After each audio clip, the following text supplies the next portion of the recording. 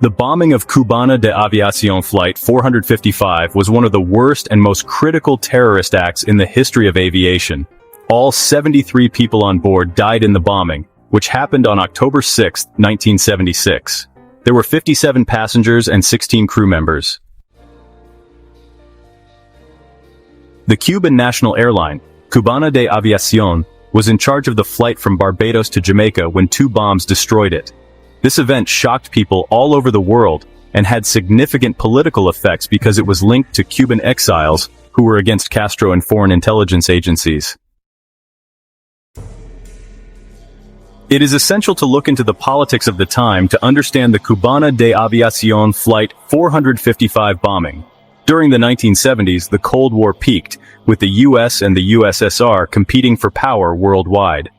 After the Cuban Revolution in 1959, Fidel Castro came to power and turned Cuba into a communist state. Because of this change in ideology, Cuba became more like the Soviet Union, which made things more complicated between Cuba and the US. The Central Intelligence Agency, or CIA, and other parts of the US government worked hard to bring down the Castro regime. As part of these efforts, they helped Cubans living outside of Cuba who were against Castro and wanted to overthrow the Cuban government. There were many militant groups among these exiles, and to get what they wanted, they did things like sabotage, attempted murder, and other acts of terrorism. The Coordination of United Revolutionary Organizations, also known as CORU, was one of these groups. It was made up of anti-Castro groups and came together in 1976. CORU was behind several terrorist attacks. There was a planned stopover in Trinidad and Tobago on Cubana de Aviación Flight 455 from Barbados to Jamaica. A Douglas DC-8, a four-engine jet airliner used by many airlines worldwide at the time, was involved. Many people were on board, including Cuban diplomats, athletes, regular people, and some Guyanese students who had been studying in Cuba and were returning home. The flight left Caracas, Venezuela, and stopped in Port of Spain, Trinidad and Tobago, on its way to Barbados. It was supposed to start in Barbados, go to Kingston, Jamaica, and then return to Havana, Cuba. The people on board were from all walks of life, many traveling for work, school, or personal reasons. Cubana de Aviación Flight 455 took off from Grantley Adams International Airport in Barbados on October 6, 1976, around 3:15 p.m. The flight was supposed to go smoothly, and the plane was supposed to land in Kingston, Jamaica, in less than 2 hours. But 8 minutes after takeoff, at an altitude of about 18,000 feet, there was the first explosion. A bomb that had been put in the front cargo hold of the plane set off the explosion. Inside a suitcase that two people who got on the flight in Barbados had checked in, the bomb was hidden. A second explosion happened as the plane went down, this time in the rear cargo hold. The second bomb was much stronger than the first one, and it did a lot of damage to the plane's structure. It is about 5.5 miles off the coast of Barbados. But the DC-8 broke up in the air and crashed into the Caribbean Sea. Nobody made it out alive. After Cubana de Aviación Flight 455 was bombed, authorities in Barbados, Cuba, and other places started an immediate and thorough investigation. Freddy Lugo and Hernan Ricardo Lozano were the first people the police looked into because they had been on the flight in Barbados. Both men were from Venezuela and had ties to groups of Cuban exiles who were against Castro. Lugo and Ricardo checked in 2 suitcases that were later found to have the bombs in them. The bombs were very advanced and were made to go off at a certain height, which meant that the planes would be destroyed in the air. The investigation found that the 2 men had put the bombs in the suitcases and then gotten off the plane before it took off from Barbados. After more research, it was found that Lugo and Ricardo were members of CORU, a group of Cuban exiles who opposed Castro. They were hired by Luis Posada Carriles, a well-known anti-Castro activist who used to work for the CIA. Posada Carriles caused a lot of trouble with the Cuban government, and he was a very important person in the community of Cubans living outside of Cuba. Posada Carriles planned the bombing of Cubana de Aviation Flight 455 as part of a more significant effort to make the Castro regime less stable.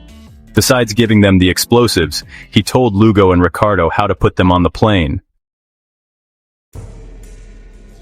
Freddy Lugo and Hernan Ricardo Lozano were caught in Trinidad and Tobago after the bombing. They had fled there after getting off the plane in Barbados. Both men admitted that they were involved in the bombing and gave a lot of information about how it all came together. They said that Luis Posada Carriles and other CORU members did the attack. Lugo and Ricardo were sent back to Venezuela to be tried for their part in the bombing. They told the judge during the trial that Posada Carriles had hired them and told them how to do the bombing. They also said that the bombing was part of a bigger plan by CORU to hurt the Castro government and hurt Cuban interests. Lugo and Ricardo were found guilty of terrorism in 1985 and given 20 years in prison. But in 1993, they were freed after only serving part of their sentences. In 1976, Luis Posada Carriles was also caught in Venezuela. He had fled to the U.S. after the bombing and was caught there. He was put on trial with Lugo and Ricardo and charged with planning the attack. Posada Carriles' trial was very controversial, and in 1985, he was found not guilty because there wasn't enough evidence. Then he ran away to the United States and stayed there as a prisoner for many years. Posada Carriles was never brought to justice for his part in the bombing of Cubana de Aviation Flight 455, even though both the Cuban and Venezuelan governments tried many times to extradite him. The bombing of Cubana de Aviation Flight 455 had significant effects on politics in the area and around the world. A lot of people called the attack terrorism, and it brought attention to the work of anti-Castro Cuban exile groups and their ties to foreign intelligence services, especially the CIA. The Cuban government said that the U.S. was involved in the bombing because Luis Posada Carriles, a former CIA agent, was involved. Cuba also said that the U.S. government had helped anti-Castro groups like CORU by giving them money and support, which let them do terrorist acts. These claims made things even worse between Cuba and the U.S., which were already tense because of the Cold War and the U.S. embargo against Cuba. The bombing also had a significant effect on Cubans living outside of Cuba. However, not all exiles agreed with what groups like CORU were doing. Some were horrified by the deaths of innocent people and the use of terrorism as a political tool. The attack caused disagreements in the community of exiles and made some people think twice about supporting violent actions. In the years after the bombing, the Cuban government used it to show how dangerous terrorism is and how the whole world needs to work together to stop it.